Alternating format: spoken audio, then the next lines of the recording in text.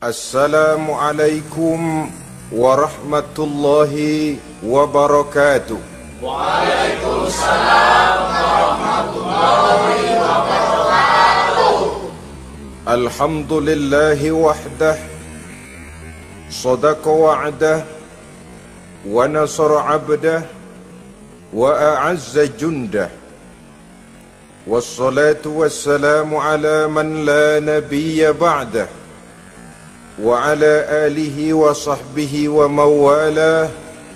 La hawla wa la quwwata illa billah, amma ba'du. Saudara-saudara kaum muslimin rahimakumullah,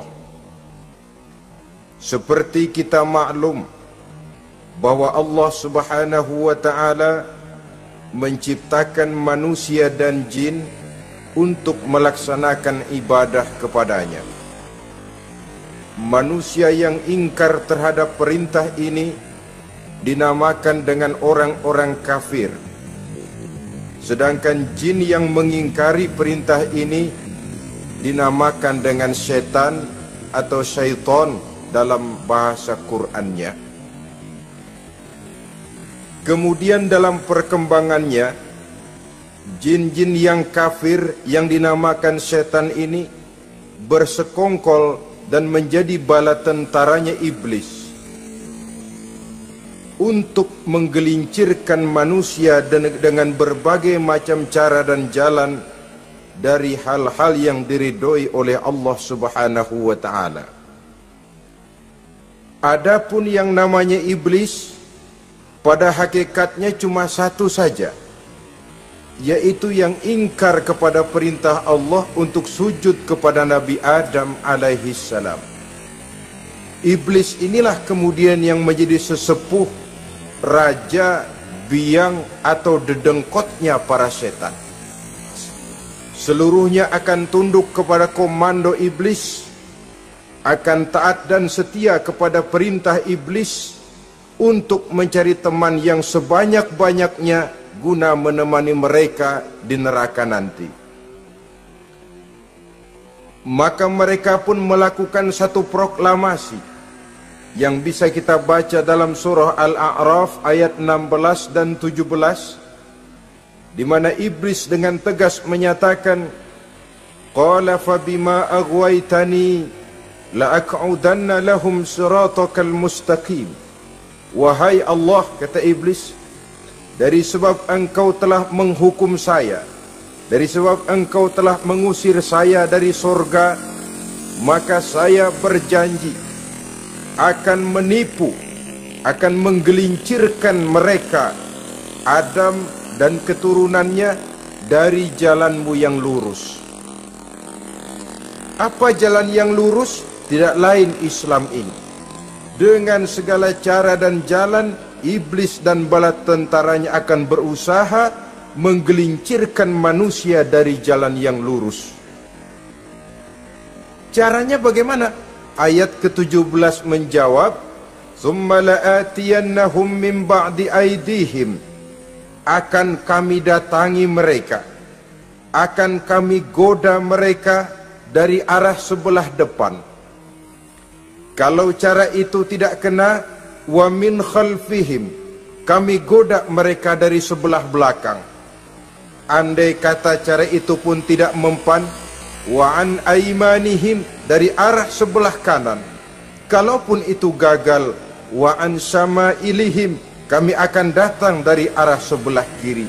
Pendeknya, dari 4 penjuru angin, iblis dan seluruh bala tentaranya yang bernama setan belum akan puas sebelum kita tergelincir dari jalan yang lurus yang diridhoi oleh Allah subhanahu wa ta'ala. Sebagian ahli tafsir menjelaskan bahwa jika iblis menggoda dari arah depan, yang dimaksud dari depan ini adalah dunia, sehingga manusia menjadikan dunia sebagai tujuan akhir dari seluruh kegiatan hidupnya. Ia pergi pagi, pulang sore, peras keringat, banting tulang, tidak ada yang dikejar kecuali dunia, dan cuma untuk kepentingan dunia. Dunia yang membuat orang berpaling daripada akhirat. dunia yang membuat orang lupa kepada tujuan penciptaannya, maka dunia termasuk perangkap iblis. Apa isi dunia? Biasanya yang lazim itu 3 ta itu. Harta, tahta, wanita. Itu yang bikin orang jadi sibuk sampai lupa kepada tujuan penciptaannya. Untuk apa dia diciptakan oleh Allah? Ini wa'an min baini aidihim. Kami goda mereka dari arah depan dengan menyodorkan dunia dalam bentuk yang hijau ranau, dunia dalam bentuk yang manis sehingga mereka tenggelam di dalamnya lalu melupakan akhirat. Kalau cara itu juga tidak kena, wa min khalfihim, kami datang dari sebelah belakang, kami lupakan mereka kepada akhirat. Itu mah urusan nanti bagaimana saja. Yang penting yang kita hadapi sekarang apa? Dunia. Akhirat kita belum tahu dan bahkan belum tentu ada. Yang sudah pasti saja kita garap. Melupakan akhirat. Wa an aimanihim, yang dimaksud dari arah sebelah kanan, iblis dan setan selalu menghalang-halangi manusia untuk berbuat kebaikan. Karena kanan adalah lambang kebajikan. Sedangkan an syama'ilihim, kiri adalah lambang kejahatan. Dicegahnya kita berbuat kebajikan dan dibisikannya kita untuk selalu melakukan kejahatan dan kemunkaran.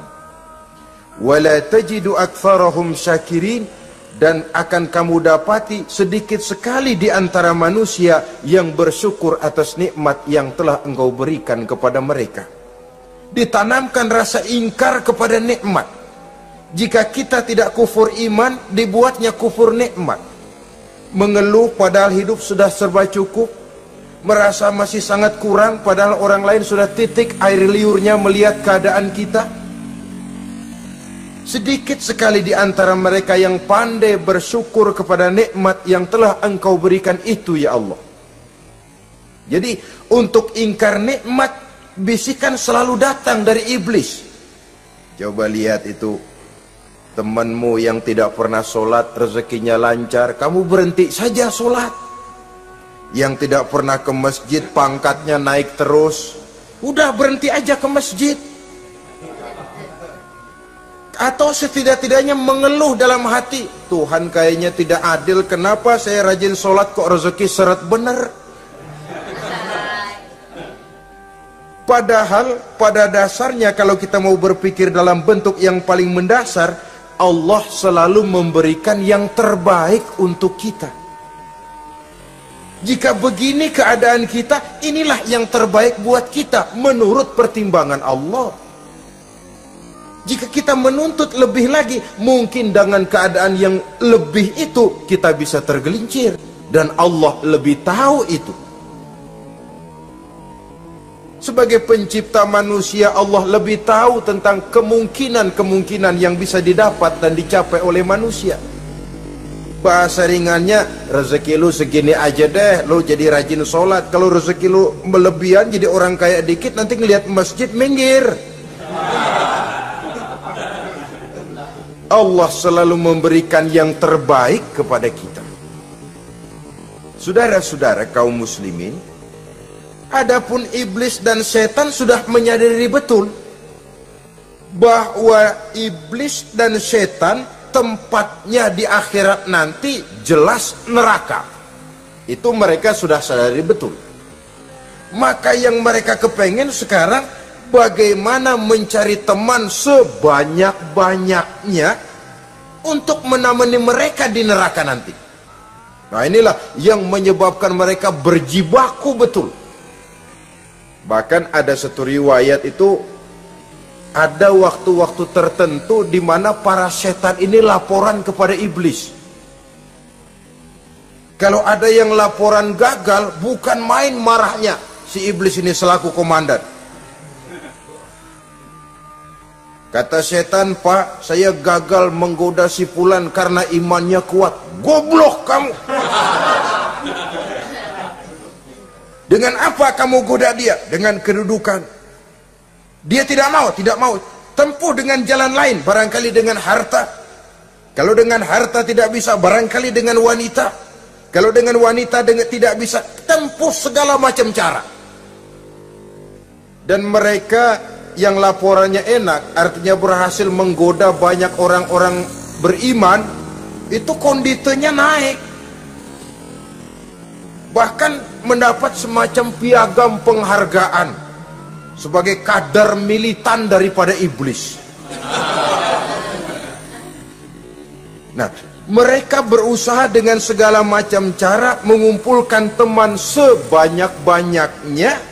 Kalau mereka sendiri sudah tahu pasti, sadar nasib saya di akhirat nanti pasti masuk neraka, diazab dan disiksa oleh Allah. Cuma saya begini ini lantaran ulahnya Nabi Adam dulu. Maka anak-anak cucu Nabi Adam harus menjadi teman-teman saya sebanyak-banyaknya guna menemani saya di dalam neraka. Oleh karena itu, pada kesempatan pertemuan saat ini, kita akan membicarakan siapa sih teman-teman setan itu.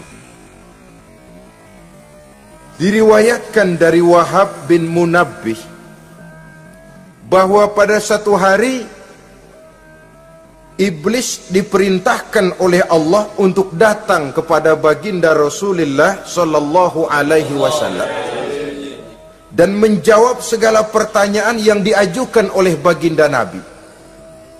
Datang iblis dalam bentuk orang tua pakai tongkat. Jadi iblis itu bisa malih warna, dia termasuk jenis makhluk halus toh. Seperti halnya jin dan malaikat, itu bisa malih warna sesuai dengan yang mereka kehendaki. Ketika datang, baginda Nabi bertanya, "Man anta?" Siapa kamu? Dia jawab, "Ana iblis." Saya iblis. Jujur. "Limadza ji'ta?" Mau apa kamu datang kemari? Kata baginda Nabi. Dijawab oleh iblis, "Innallaha amaroni an atika wa ujibaka an kulli ma sa'altani." Allah memerintahkan saya untuk datang kepadamu dan menjawab segala pertanyaan yang engkau ajukan kepada saya. Nah, atas pernyataan ini baginda Rasul kemudian bertanya dengan dua pertanyaan. Pertanyaan pertama, iblis, "Kam ikhwanuka min ummati?" Ada berapa sih teman-temanmu dari golongan umatku? Dari golongan umatku, umat Islam ini, bukan orang lain. Kalau orang kafir sih sudah jelas, itu memang CS-nya iblis. Tapi dari umatku, siapa saja yang jadi teman-teman kamu iblis? Menjadi antekmu, menjadi alatmu sejak dari dunia sampai ke neraka nanti. Atas pertanyaan ini iblis menjawab, "Teman-teman saya dari golongan umatmu ya Muhammad, asyarun, ada 10 orang. Ada 10 orang yang merupakan teman-teman iblis dari dunia sampai ke neraka." Siapa mereka? Pertama kata iblis, teman saya hakimun jair, hakim yang curang, hakim yang tidak adil. Ini bisa dimaklumi. Kenapa? Karena hakim diharapkan adalah produk keadilan. Sehingga orang mengatakan seorang hakim adalah seorang yang meletakkan sebelah kakinya di surga dan sebelah lagi di neraka. Kalau adil dia menghukum, kaki sebelah kanan yang akan menentukannya ke surga. Kalau licik dia menghukum, kaki sebelah kiri yang akan menjerumuskan dia ke dalam neraka. Saudara-saudara kaum muslimin rahimakumullah, sesungguhnya dalam kehidupan Kurangnya sandang pangan bukan satunya-satunya sebab yang membuat orang menderita. Tidak teraturnya perumahan, kurangnya lapangan kerja bukan satu-satunya yang menyebabkan rakyat menderita. Tapi lukanya rasa keadilan, tidak tegaknya hukum sebagaimana yang diharapkan, itu juga bisa menjadi sumber nestapa, bisa menjadi asal dari segala derita. Oleh karena itu, hakim yang tidak adil, hakim yang curang, yang menghukum tidak berdasarkan hukum, tapi berdasarkan kepentingan, berdasarkan pesan sponsor, hukum bisa dibeli, ada istilah mafia peradilan. Hakim-hakim macam ini yang akan menjadi teman-teman iblis. Dan tiap kali palu akan diketuk, iblis sudah bukan main sibuknya. Kekuasaan di tanganmu, hijau katamu, hijau yang akan berlaku, merah kau ketok, merah yang akan jadi keputusan. Orang lain tidak tahu ini kesempatan untuk jadi kaya, ini kesempatan untuk naik pangkat. Manipulir hukum tidak ada yang tahu karena orang banyak yang awam dengan hukum. Saudara-saudara kaum muslimin, kalau hukum sudah bisa dibeli, atau kalau hukum cuma untuk orang-orang kecil saja, ada kelompok-kelompok yang kebal hukum, maka akan timbullah kiamat di masyarakat, di mana yang kuat makin kuat, yang lemah selalu menjadi mangsa. Oleh karenanya, hakim yang serong, hakim yang durjana merupakan teman-teman setan, merupakan teman-teman iblis dari dunia sampai ke neraka nanti. Ini yang pertama. Oleh karenanya, pada dasarnya setiap kita adalah hakim. Untuk keluarga, dalam pergaulan, hendaklah adil di dalam memutuskan segala sesuatu. Lebih-lebih hakim yang memang menjadi pengayom masyarakat. Bukankah lambang para hakim digambarkan dalam bentuk neraca yang berimbang? Tidak berat ke kiri, tidak juga berat ke kanan. Dalam arti objektif memberikan keputusan sesuai dengan hukum, sehingga masyarakat terlindungi. Dan hakim yang adil secara praktis adalah musuh daripada setan. Dimanapun setan dan iblis paling gak demen sama hakim yang adil. Itu merupakan musuh besar bagi setan. Yang menyalahkan yang salah, membenarkan yang benar.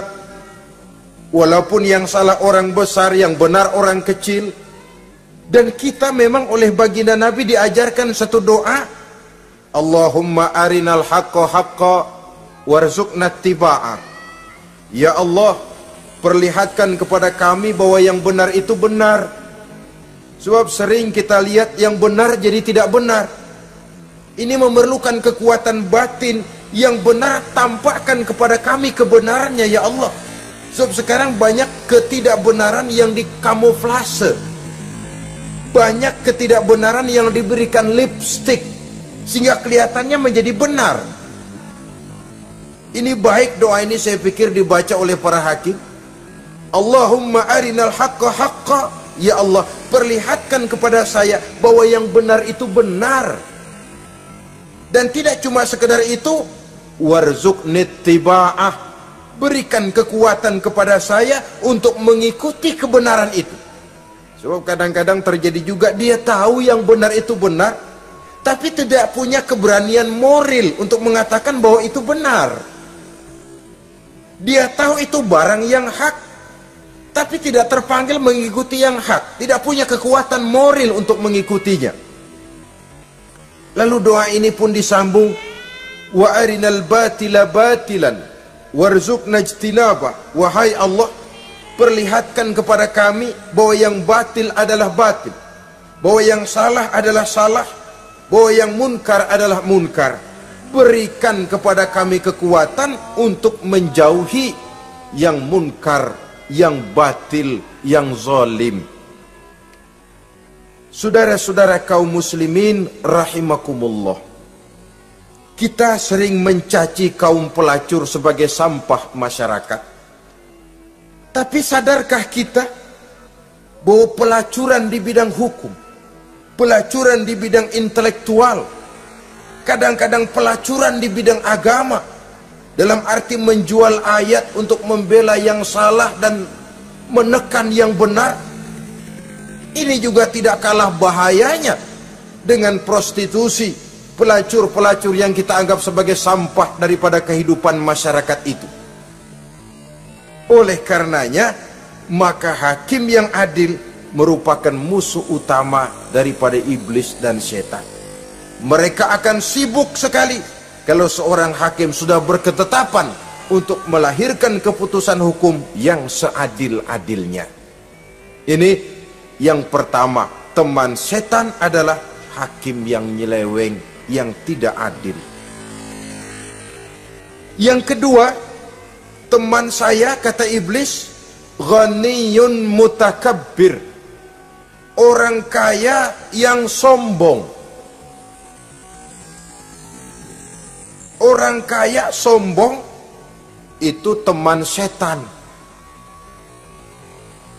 Orang miskin sombong itu lebih teman lagi tuh. Sebab ini sudah kelewatan. Kalau orang kaya sombong barangkali masih lumayan lah, memang kaya. Tapi kalau sudah miskin sombong, minta ampun. Orang kaya yang sombong adalah musuh iblis. Sebab pada hakikatnya tidak ada yang kaya dalam kehidupan ini kalau sudah bercermin kepada apa sih yang kita punya. Nabi Sulaiman karena merasa menguasai antara masyrik dan maghrib, satu hari pernah mohon izin kepada Allah. Ya Allah, saya mohon izin kepadamu untuk memberikan makan kepada seluruh makhluk-makhlukmu sekedar satu hari saja. Baik, satu hari Nabi Sulaiman mau menjamin menanggung makannya semua makhluk karena merasa kaya. Baik, kata Allah. Lalu sibuklah Nabi Sulaiman mengadakan persiapan. Seluruh bala tentaranya, jin, binatang dikumpulkan, mengumpulkan makanan yang sebanyak-banyaknya, diatur di satu lapangan yang sangat luas. Sebab ini yang mau makan tentu tidak sedikit. Sudah selesai persiapan, kata Allah, sudah selesai Sulaiman? Sudah, ya Allah. Nah, aku mulai dari makhlukku yang paling di bawah, ikan. Ikan Nun dipanggil oleh Allah. Rezekimu hari ini mau ditanggung Sulaiman. Naik, makan. Naik ikan ini. Sekali makan seluruh persiapan habis. Goleng kepala Nabi Sulaiman, beliau sadar lalu sujud, maha kaya engkau ya Allah. Boro-boro nanggung makanan semua makhluk hidup sehari, ikan satu nggak keurusan. Ini baru sekali makan, bagaimana nambahnya? Jadi apa sih yang kita anggap kaya ini? Maka orang kaya yang sombong pada hakikatnya kacang yang lupa akan kulitnya. Tidak ada yang kita bawa pada saat kita terlahir ke alam ini, sebagaimana juga tidak ada yang kita bawa pada saat kita meninggalkan alam ini. Harta kita akan pindah nama. Sebab itu yang perlu kita jaga pada hakikatnya tidak lain nilai-nilai iman, sebab ini yang akan kita bawa. Cuma ironinya, karena iman itu abstrak, bukan benda, orang yang kehilangan iman tidak pernah ribut. Sebaliknya, karena harta itu materi, benda konkret, orang yang kehilangan harta cepat merasa, cepat ribut. Motor hilang, ribut. Kenapa? Motor itu benda, kelihatan. Duit hilang, ribut. Televisi hilang, ribut. Kenapa? Benda. Tapi kalau iman yang hilang, wah kelihatannya tenang-tenang saja, Pak.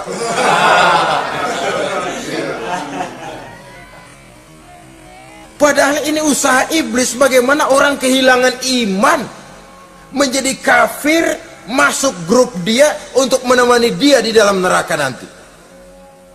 Dia gelincirkan iman kita, dan kita sering tanpa terasa telah mengalami pergeseran nilai-nilai iman, kalau tidak tergusur sama sekali. Cuma saya katakan tadi, oleh karena iman ini bukan benda, orang yang kehilangan iman kurang begitu merasa, padahal ini yang paling berharga. Sebab ini yang akan kita bawa menghadap Allah. Orang itu kalau sudah yakhruju minad dunya bighairi iman, keluar dari dunia, meninggalkan dunia dan seluruh isinya, kembali menghadap Allah dengan tidak membawa iman, tempatnya jelas sudah. Itu yang paling kita khawatir. Pangkat jelas tidak kita bawa, harta benda akan pindah nama jadi milik ahli waris kita. Tiba-tiba iman yang cuma satu itu tempat kita bergantung, hilang juga dari diri kita. Dengan apa kita mau menghadap Allah? Dan kemalangan apa yang lebih besar dari orang-orang yang telah kehilangan iman pada saat dia menghadap Allah Subhanahu wa ta'ala. Karena itu saudara-saudara, terutama yang diberikan amanah berupa harta oleh Allah dalam kehidupan ini, bersyukurlah kalau saudara diberikan kepercayaan oleh Allah untuk menyalurkan rezeki kepada orang lain, seperti keran yang nyimpen air tapi tidak untuk dirinya, disalurkan kepada yang memerlukannya. Rezeki dia cuma lewat tangan saya, rezeki dia cuma lewat tangan saya. Berbahagialah orang kalau dipercayai Allah untuk menyalurkan rezeki kepada orang lain. Artinya agen. Wong ditunjuk jadi agen Allah, kok nggak bangga? Kalau sudah kemari cara berpikir, insya Allah rasa bakhil bin pelit alias medit bin koret.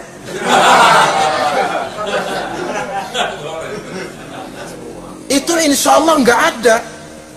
Kan kadang kita berpikir, yang nyari duit gue setengah mati, lu datang-datang mau minta aja pala lu. Kan itu toh kadang-kadang cara kita berpikir. Ya boleh jadi lalu terasa berat. Tapi kalau kembali kepada kesadaran, barangkali alhamdulillah rezeki dia cuma lewat tangan saya. Kalau saya nggak ngasih dia, barangkali nggak semudah ini saya dapat rezeki. Allah mudahkan rezeki saya karena saya sering membantu orang-orang yang memang memerlukannya. Andai kata saya nggak membantu mereka, belum tentu rezeki selancar ini. Tidak lalu enak aja, peras keringat gua banting tulang, pergi pagi pulang sore, lu datang-datang nada aja. Berbahagialah orang jikalau sekali lagi dia dijadikan agen oleh Allah untuk menyalurkan rezeki kepada mereka yang memang memerlukannya.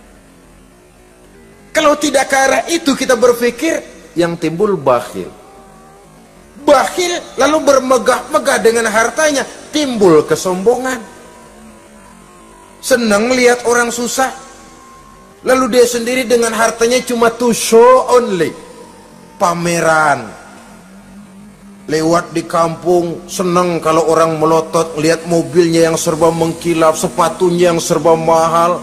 Senang kalau, wah, semua gaya hidupnya serba jet set, wah, wah, wah. Senang betul kalau melihat orang sudah serba bengong lihat keadaan dia. Timbul takaburnya, sombongnya, ngenyek kepada yang lain. Maka orang kaya yang sombong, teman iblis, teman setan. Setan senang betul. Sebaliknya secara praktis, orang kaya yang rendah hati adalah musuh iblis. Saudara-saudara kaum muslimin rahimakumullah, lain memang kalau kita diberikan ilmu di akhirat nanti, pertanyaan cuma satu, ilmumu kau amalkan untuk apa? Kalau kita diberikan umur panjang, pertanyaan akhirat satu saja, umurmu kau habiskan di mana. Tapi kalau sudah harta diberikan kepada kita, pertanyaan akhirat dua. Min aina iktasabahu wa fima anfaqahu. Hartamu kau dapat dari mana, kau belanjakan kemana. Depan belakang ditanya.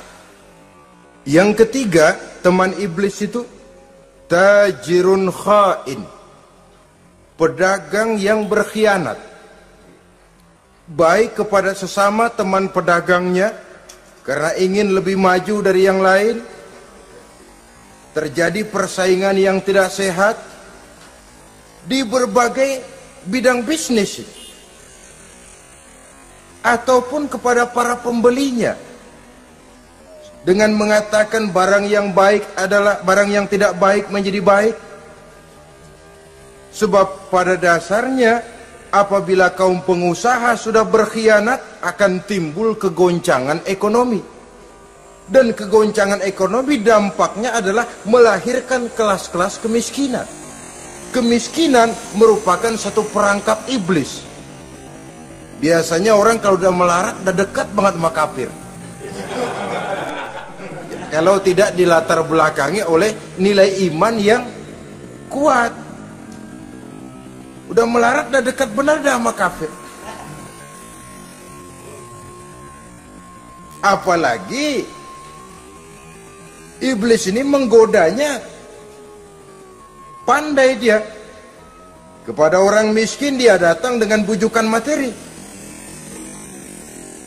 Kepada yang cukup hartanya dia datang dengan bisikan lain. Pendeknya iblis dan setan itu ibarat tukang joget, dia ngerti betul irama kendang.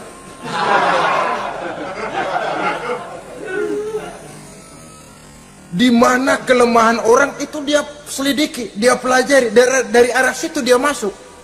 Dan secara strategi perang, iblis dan setan ini posisinya memang lebih menguntungkan daripada kita. Kenapa? Dia melihat kita, kita mah nggak lihat dia.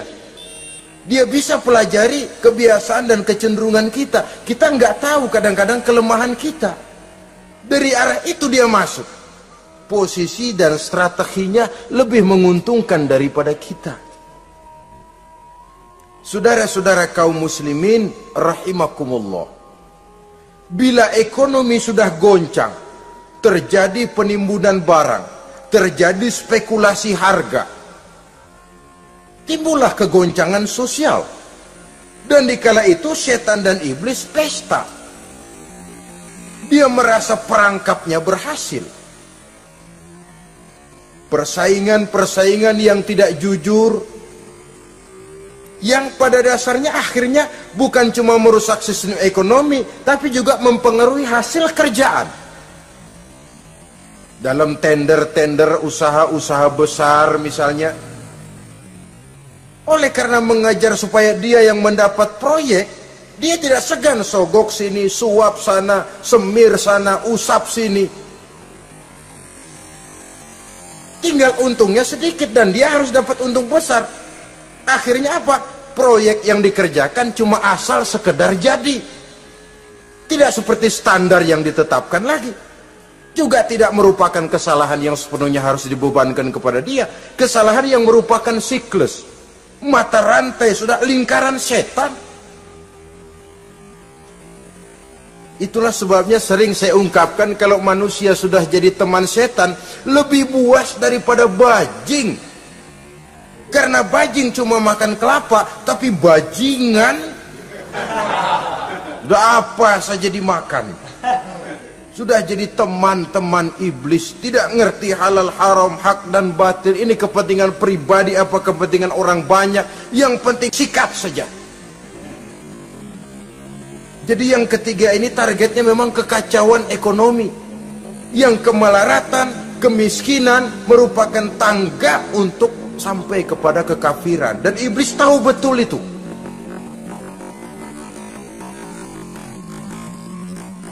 Lain misalnya contoh yang diberikan oleh Rasul. Rasul kan pernah dagang di kala remaja itu, membawa dagangannya Siti Khadijah, kain. Beliau dagang kain. Berapa kain ini? Oh, kalau ini Saya ambil dari Ibu Khadijah 25 rupiah. Saudara mau beli saya berapa terserah, asal saya ada untungnya. Dan kalau modalnya 25, betul-betul beliau bilang 25. Jujur. Kita kan enggak, udah bohong campur sumpah lagi.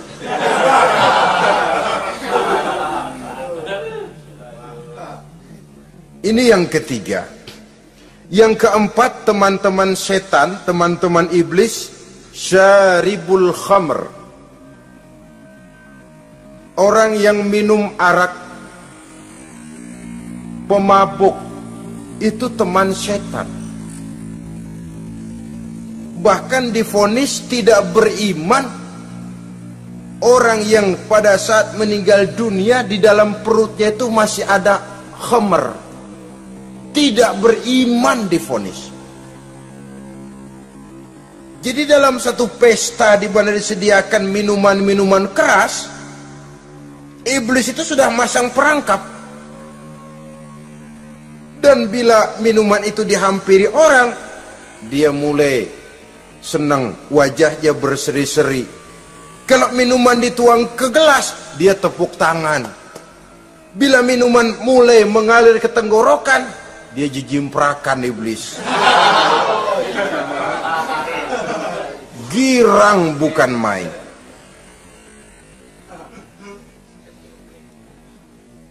Saudara-saudara kaum muslimin rahimakumullah.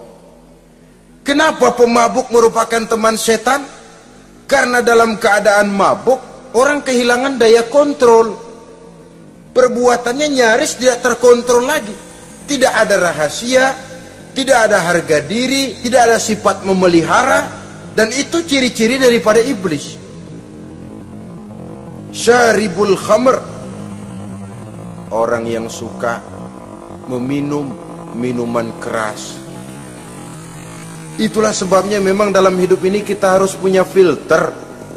Allah selalu menghendaki yang terbaik dan memilihkan yang terbaik untuk kita. Kalau sudah itu minuman yang baik kata Allah, itulah memang yang baik untuk kita. Kalau itu dilarang oleh Allah, itulah memang yang tidak baik untuk kita. Jadi kalau sudah qat'i dalilnya, gak usah buang energi menyelidiki apa manfaatnya. Kalau sudah qat'i dilarang, gak usah buang energi menyelidiki apa bahayanya khamr. Allah tidak akan melarang sesuatu yang mengandung manfaat. Yang dilarang Allah tentu yang membawa mudarat dan bahaya di dalam kehidupan. Bukankah sekarang ini minuman keras sudah merupakan penghias pesta? Merupakan kebanggaan di kalangan remaja? Termasuk dalam kata khamr ini ya morfin, ganja, narkotik, dan yang sejenis dengan itu. Orang sudah merasa bangga kalau sudah fly to the sky, membumbung ke angkasa, katanya dunia ini luas, lupa segala macam persoalan. Tapi sampai kapan? Sampai kapan orang merasa membumbung? Sampai kapan orang merasa bisa meninggalkan segala persoalan? Sampai mabuknya selesai? Ya kalau gitu mabuk aja terus. Lalu apa artinya kehidupan ini? Mabuk kan gak ngerugiin orang lain. Kalau saya nyolong kan ngerugiin orang lain. Kalau saya korupsi ngerugiin orang lain. Kalau saya zina jelas ada orang lain yang dirugikan. Tapi minum khamar, siapa yang rugi? Uang-uang saya. Saya beli dengan uang saya, yang minum pun saya. Siapa yang rugi? Saudara, ini pemikiran sepihak namanya. Pertama jelas merugikan diri sendiri. Kesehatan terganggu, pertumbuhan IQ, ya, daya pikir jadi jumud bin beku. Tidak ada idealisme ke arah depan. Yang ada ya, yang dipikirkan ya, yang di depan hidungnya saja. Dan konon itu pada mulanya memang orang kan sifatnya cuma ingin tahu, nyobain, ketagihan. Ya kalau orang tuanya masuk golongan have, mampu. Ya, kalau orang tuanya termasuk ekonomi lemah, sedangkan kecanduan hal yang tidak bisa ditangguhkan.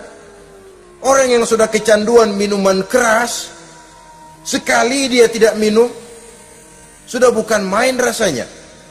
Orang yang sudah biasa minum ganja, morfin, narkotik, satu kali dia tidak bertemu itu, sudah nggak keruan rasa. Orang tuanya tidak mampu, kenapa lalu nggak ngelamun yang negatif? Ya kalau dia keluarga have, orang tuanya masih ngelarang, dia bisa jual hal lain di rumahnya yang ada harganya. Tip dek kah itu, video kah itu, mobil kah digade dulu. Kalau di kampung, anak-anak muda yang menengah ke bawah, kenapa nggak ayam orang disamber?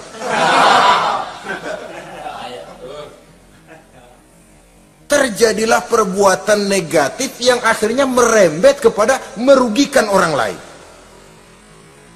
Hakikatnya zohirnya memang pada mulanya hanya merugikan diri sendiri, tapi lambat laun akan merembet juga kepada merugikan orang lain.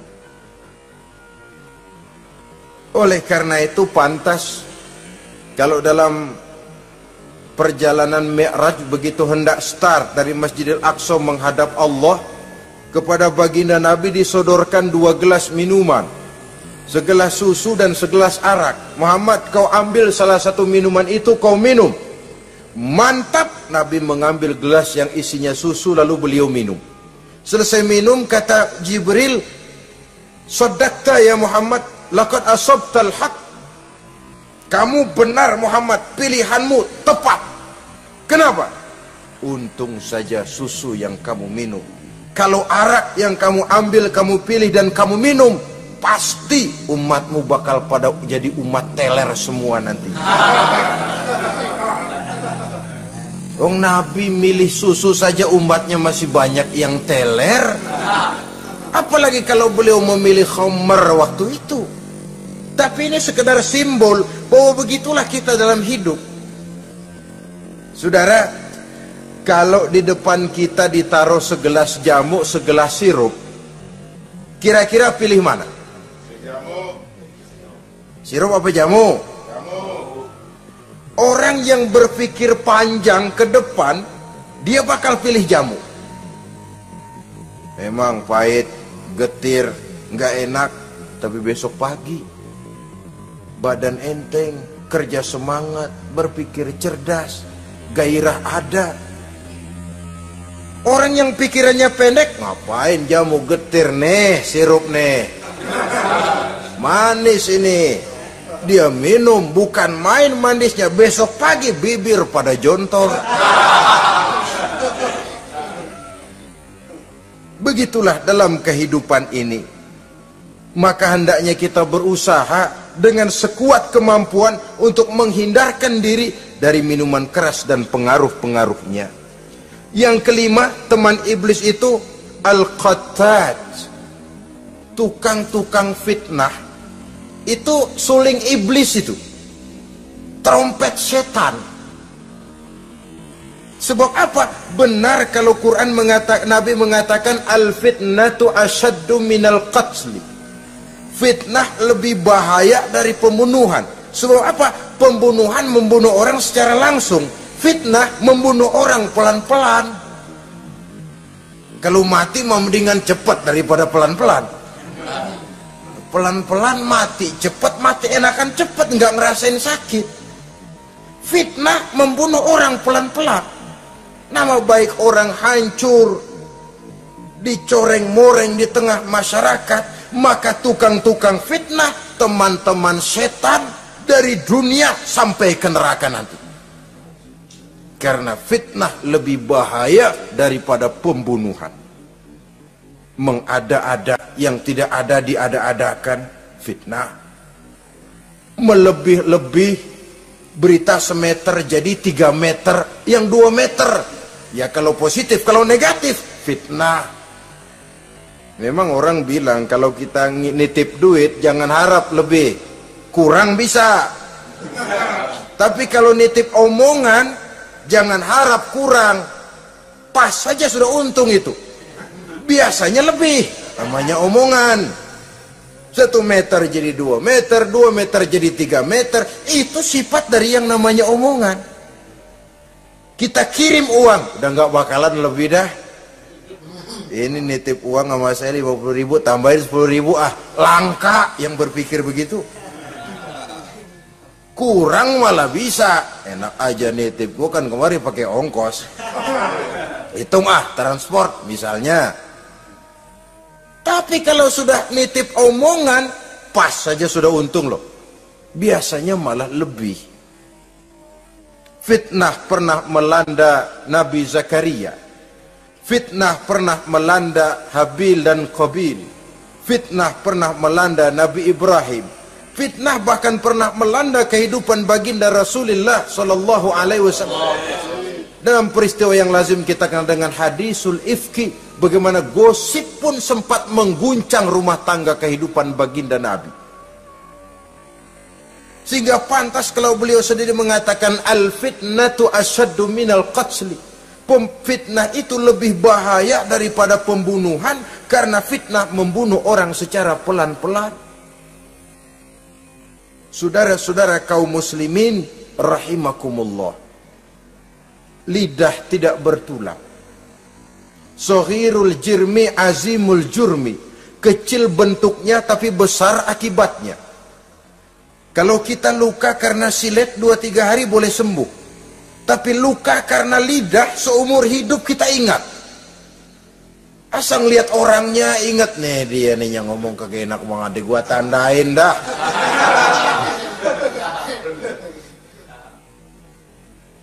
Itulah sebabnya pepatah bilang salamatul insan fi hifzil lisan.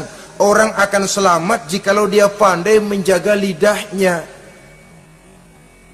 Saudara-saudara kaum muslimin, yang keenam, teman setan sahibur riya.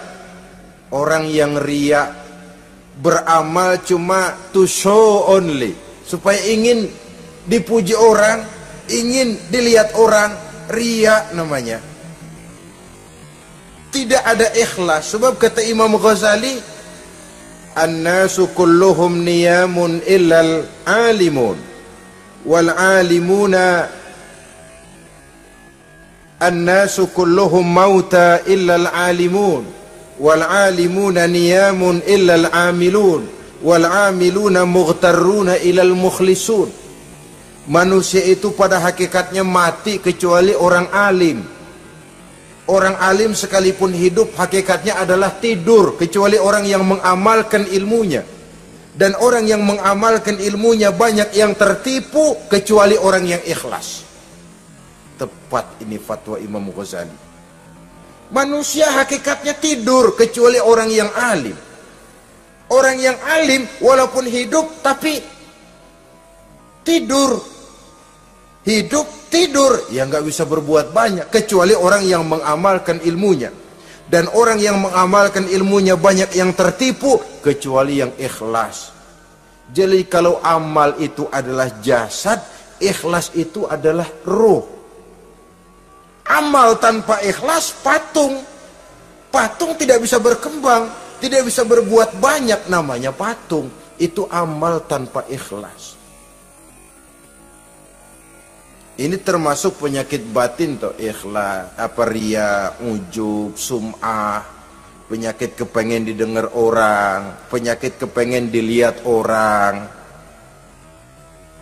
Wah, kalau sembayangnya dilihat orang mantap betul, kayak besok mau mati.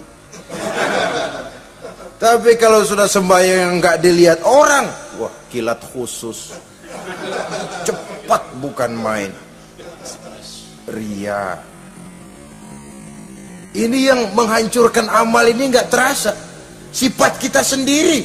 Riya ini menggeragoti amal, sebagaimana api menggeragoti kayu bakar.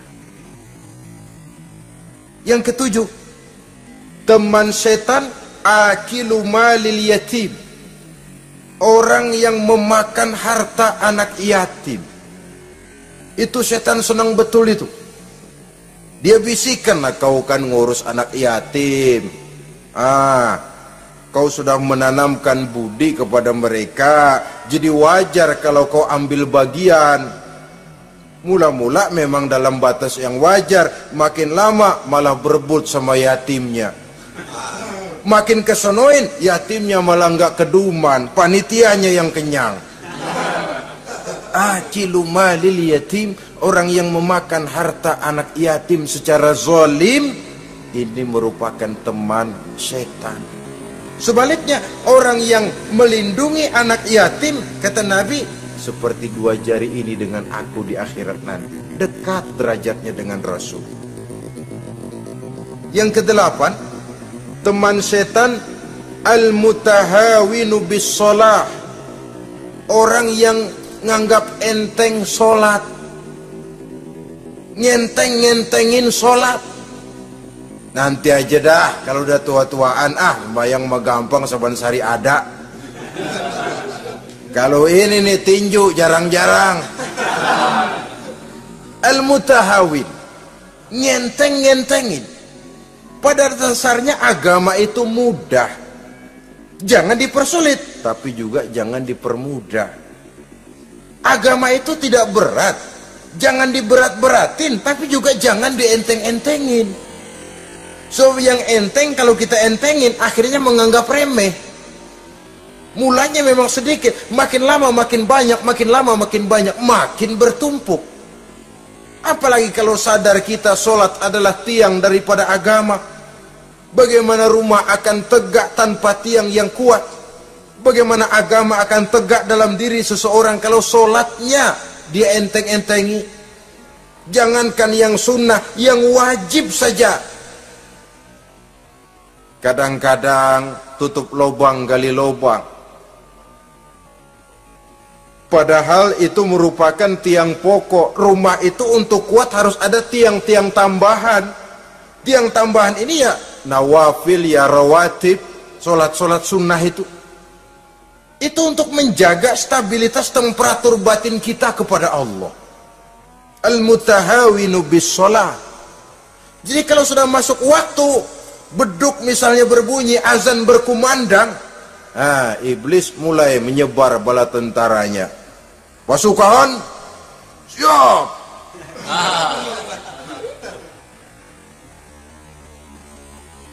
Kama yang dagang dia bisikin, sudah enaknya lo dagang, gua beli lagi banyak-banyak, sembahyang mah ada besok. Sama yang kerja, jangan ditinggal ini kerjaan, tanggung, sembahyang masih ada besok. Saudara-saudara kaum muslimin rahimakumullah, andai kata kita berhasil, kita tinggalkan kesibukan, lalu kita pergi sholat, apa iblis diam? Setan tenang? Tidak, masih dia bisiki kita. Iya, kalau mau sembahyang ya sembahyang, cuman buruan udah. Nah, yang mau belanja, yang menunggu, bukan main. Sampai ruku kita tidak sempurna, bacaan kita semrawut, sujud kita tidak lengkap, sholat juga, tapi disitulah masuk iblis. Atau kalau itu kita berhasil cegah, ruku tertib, ada tumakninah, sujud bagus, iblis masuk lagi.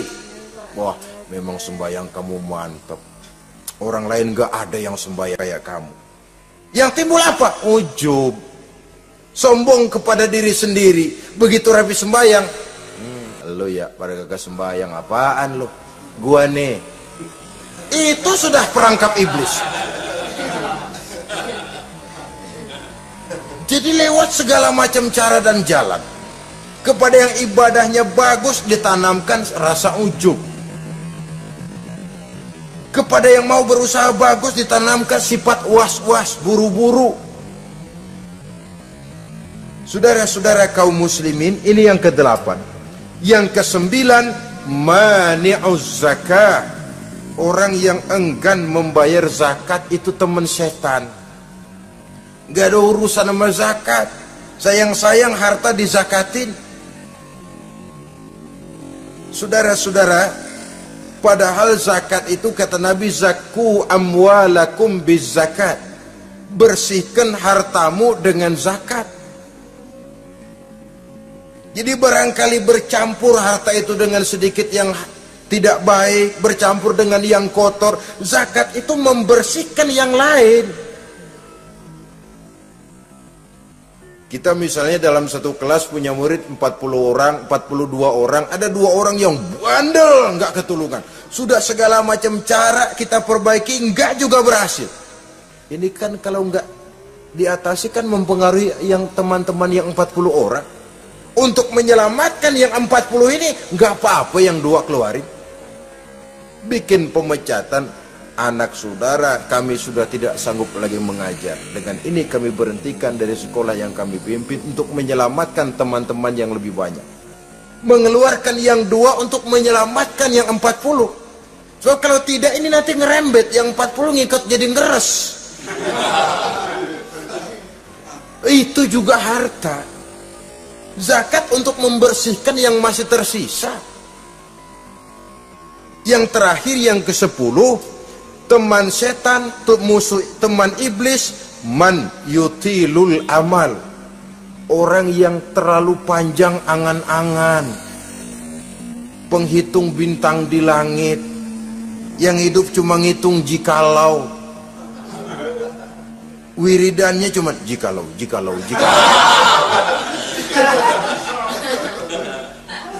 Tidak pernah mau berbuat, cuma angan-angan kelewat panjang. Yang ngelamun kan nggak ada sekolahan, ya siapa juga bisa ngelamun. Orang bukan tidak boleh bercita-cita, bahkan cita-cita yang mendorong kita untuk bergairah dalam kehidupan. Tapi kalau cita-cita tanpa langkah konkret, yang penting kan punya kemauan, lebihnya tawakal, nggak cukup. Pernah datang ke masjid seorang sahabat. Begitu sampai dia turun dari onta, langsung menghadap baginda Nabi. Nabi tanya, ontamu udah diikat belum? Belum ya Rasul. Kenapa? Saya tawakal kepada Allah. Tuh orang diomelin sama Nabi. Ikat dulu, habis gitu baru tawakal. Betul toh. Ikat dulu tuh onta, lebihnya baru tawakal. Kalau udah diikat masih lari juga, itu tawakal. Lah belum diikat udah tawakal. Orang yang terlalu panjang angan-angan, yang akhirnya kalau tidak merusak cara berpikirnya, akan mendorong dia kepada perbuatan yang negatif untuk mewujudkan angan-angannya itu. Macam misalnya ya, pakaian kepengen bagus, harta mau banyak, usaha ogah, kerja capek sedikit tidak mau, kepengen seperti orang-orang, lalu ngelamun. Kalau tidak jadi gila, ya merusak perbuatannya. Kan berapa banyak orang yang kepengen kaya gagal lalu jadi sableng. Kertas koran ditumpukin, dikantongin, dia kira gepokan duit. Hawanya duit udah banyak aja. Tulul amal, terlalu panjang angan-angan. Nah, saudara-saudara, kalau kita sudah tahu itulah teman-teman setan, teman-teman iblis, mari kita berusaha jangan termasuk salah satu di antara 10 orang yang menjadi teman-teman iblis ini. Lalu cara untuk mengatasinya bagaimana? Imam Al-Ghazali rahimahullah memberikan tuntunan. Pertama, untuk mengatasi perangkap setan, jangan sampai kita termasuk salah satu teman setan, zikrullah. Banyak ingat kepada Allah. Sebab Nabi bersabda, inna zikrullahi ta'ala fi janbi syaitan kal akillati fi janbi ibni Adam. Sesungguhnya zikrullah, zikir kepada Allah itu dapat menyakiti setan sebagaimana penyakit menyakiti lambung anak Adam. Jadi setan itu akan kurus kalau kita hantam pakai zikrullah. Setan tidak berdaya, lemah kalau kita hantam pakai zikrullah. Ingat Allah, selalu merasakan kehadiran Allah dekat dalam hidup. Itu senjata pertama. Dengan zikrullah, setan kurus. Kalau udah kurus, ya lemas, nggak berdaya ngadepin kita. Tapi kalau nafsu yang kita ikutin, kita umpanin tuh setan. Lah gemuk, begitu gemuk, makin berleluasa dia ngutak-ngatik kita. Yang kedua, jangan mendekati tempat maksiat. Sebab man hama haulal hima yusiku ayyaqafi. Orang yang main di pinggir kali ditakutin kecebur di kali. Jangan mendekati tempat yang cenderung membawa kita ke tempat maksiat. Saudara-saudara, yang ketiga, mengosongkan perut. Dalam arti rajin puasa, puasa sunnah. Kata Nabi, inna syaitan yajri min ibni adam majrad dam fadayyiku majariyahu bil ju'. Setan mengalir dalam diri manusia seperti mengalirnya darah. Maka persempit jalan setan dengan apa? Bil ju', dengan memperbanyak lapar, bukan memperturutkan syahwat. Pantas kalau Nabi bilang, saya adalah sekelompok orang yang tidak makan kecuali kalau kami lapar, dan kalau kami makan tidaklah sampai kekenyangan. Bukan enggak kenyang, tapi enggak kekenyangan. Yang terakhir kata Imam Ghazali, hendaknya kita selalu ingat bahwa tujuan iblis dan setan adalah menjerumuskan manusia, menyengsarakan manusia, supaya kita menjadi teman mereka di neraka nanti. Kalau ingat itu, insya Allah kita bisa mengerem diri. Nah, inilah saja yang dapat kita sampaikan pada pertemuan kali ini. Mudah-mudahan ada manfaatnya. Terima kasih dan mohon maaf. Usikum wa nafsi bitaqwallah. Wassalamualaikum warahmatullahi wabarakatuh. Waalaikumsalam warahmatullahi wabarakatuh. Thank you.